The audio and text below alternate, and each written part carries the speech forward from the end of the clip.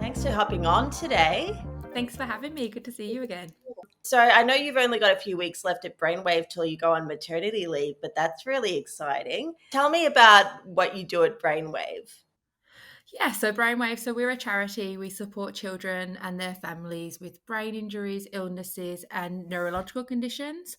So, really focusing on that whole family support. How can we support mum, dad, siblings, grandparents?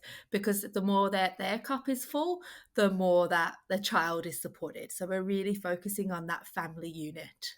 I mean, you are a really small organization. I feel like that's something we want to get across to the viewers. I mean, how does the Yeah. funding work out? So we are purely funded through trust and foundations, fundraising. We had our big gala ball it was 2 weekends ago. We have our Climb Swim challenge. So we really rely on donations from, yeah, big corporates, even day-to-day donations. You provide supports outside the scheme of NDIS. You cover the things that people, for whatever reason, might not get covered by NDIS. I mean, what are the type of things you're covering?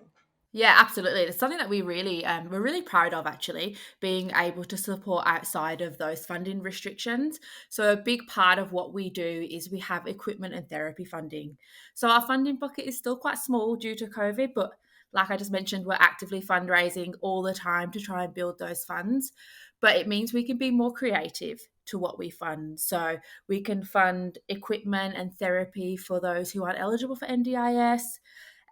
We might be able to fund sibling support. So we funded psychology supports for siblings, tutoring support, psychology for parents. So we kind of can take a step beyond supporting that individual to how do we support that whole family? So we're able to fill those gaps in supports, which we're really proud of that. And being a small team, we can be quite creative and flexible with our funding, it's really awesome.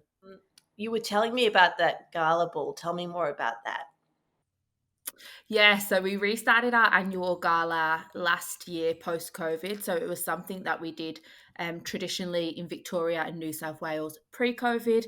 Then obviously the world stopped. We didn't do it. So we relaunched it again last year. So it's just an opportunity to get people in the room, learn about Brainwave. We say it's friend raising as much as fundraising. We want people to bring more people along and to just learn more about what we can do, because the more messages we put out there around the supports and the information that we provide, the more fundraising we can tap into and just grow that fundraising. And then because our overheads are quite small with our small team, most of our funds can go to directly to the families, which is through equipment and therapy, our family days, our camps, our Christmas parties, all of the activities and information that we can support the families with for free.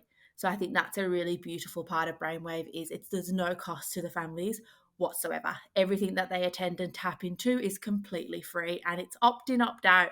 Some families have been engaged with us for 20 years and come to the family days and the Christmas parties. Some families tap into such a specific part of what we do and then they move on with their journey, which is also a really important part of what we do. We need to be able to transition. And you run like camps and stuff? Tell me more about that. Yeah, it's very exciting. We have our camp this weekend in Grantville. So our family camps, they're organised so that it's for the whole family. So it's not a respite camp. It is an opportunity for the families to have time away together. So again, free for them to attend. There's activities, all the meals are prepared, and they just have to show up and have a good time. Siblings to meet other siblings, parents meet other parents. They can share stories, build relationships, but it's that opportunity for families, for some families to have a holiday. It's their only holiday that they'll have, and we're very clear that it's not respite. We really want it to be again that family focus. So how can they spend some quality time together and have fun outside of the day-to-day slog? Just to clarify what that means, because I'm pretty sure I understand, but it means like unlike respite care, which is where the rest of the family has some time away from the family member with the disability, in this instance, the person with the disability is included in the holiday. Yes. Yeah, exactly right. So it's the little one with the disability, their siblings, and in most cases, mom, dad, parents, carers. So yeah, it's an opportunity for the children to meet other children with disabilities, siblings to meet other siblings, and parents to meet other parents. But also that quality family time. We do have a Saturday night where we separate the kids and the parents, so the parents can have a night where they can all sit together and connect without the kids around, but the majority of the camp is just to try and have fun together as a family, which you don't tend to do day to day. So let me ask you, what do the parents tend to say? What is the feedback you tend to get on this when you're doing all those amazing sessions? Yeah, the connection that they get with others is a big thing, because that's a big thing parents ask for, is meeting other parents. A lot of families will just say to me, my friends just don't get it. So that connection with others who have gone through similar, that they can chat with, being able to see the kids have fun together. A big one is the siblings being able to have fun. I remember we had a Christmas party. We have our annual Christmas party at Luna Park. That's been going forever at Brainwave, from what I can see. And I hosted the first one for my time at Brainwave last year, and I can see why. It's phenomenal. We hire out the whole venue for 2 hours, and the families just get to do whatever they would like to do. And one of the moms was telling me the sibling on the way home was like, I'm so glad my sister has a disability because I get to go to Luna Park. None of my friends get to do that. That's And I think beautiful. you never hear that from siblings. You hear the opposite. So that mum was very keen to tell me that and go, it's amazing to hear that, because we don't often hear that. So to Yeah. hear her like be so happy post that event and be able to connect with other siblings. And at the gala we had a 16-year-old sibling actually do a speech for us, who she's been at Brainwave her entire brother's life, so 11 years. So she was really little, and she just talks about those connections that she's built through the Christmas parties, through the family days, and how important it is for her to have that connection with other siblings. She finds that really valuable.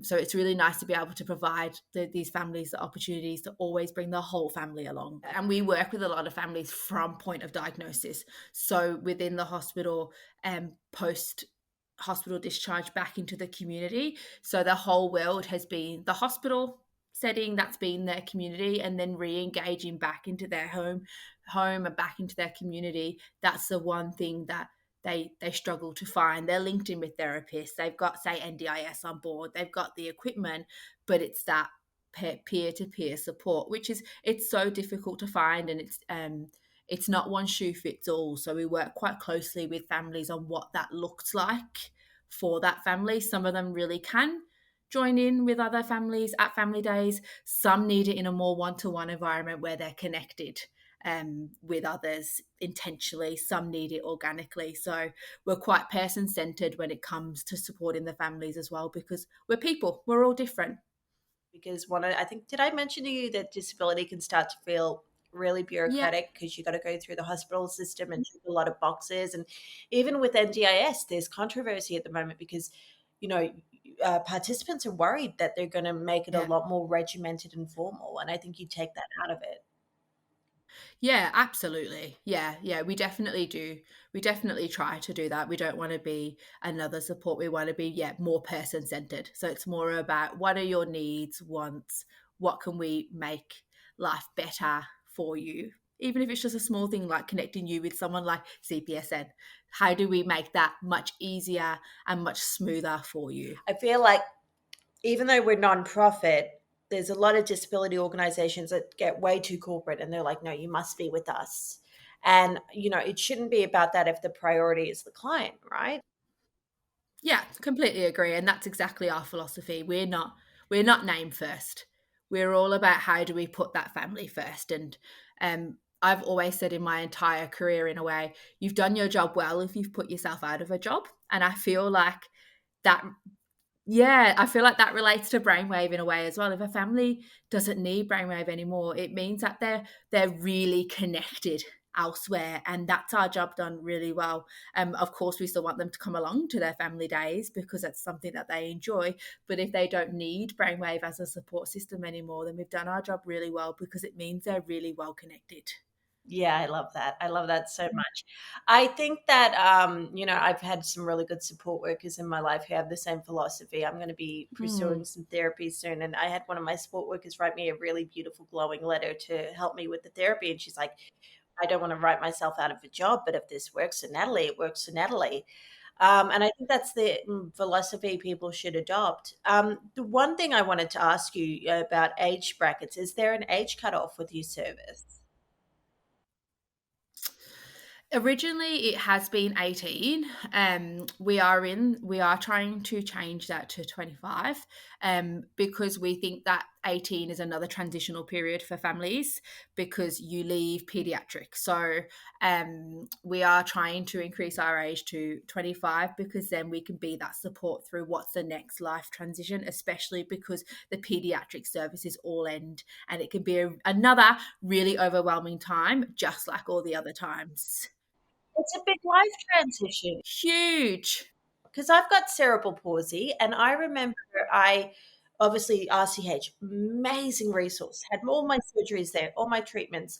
But of course, when you're 18, it's like bye bye. It's like being ghosted by a boyfriend. It's like your therapies are done, but if obviously your cerebral palsy is not going anywhere, you still got to look after yourself. And one of the things I was saying to another person with cerebral palsy the other day, she's like, "What is the one thing you reflect on that you wish you'd known?" I was like, Yeah. maintaining treatment over my lifespan to minimize the symptoms of my disability and Yes. maintain mobility, right? So I think that's very true as Yeah. well. And I love that you Yeah. mentioned that. So if people are watching this, LeighAnn, and they're like, how do I get connected with this service, or where do I learn more? Where can they go?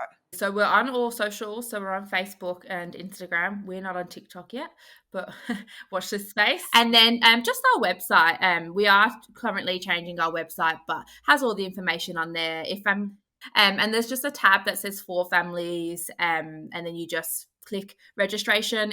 There's a few questions, and then that form comes directly to myself, and then we go from there. And Thanks so much. thank you for having me.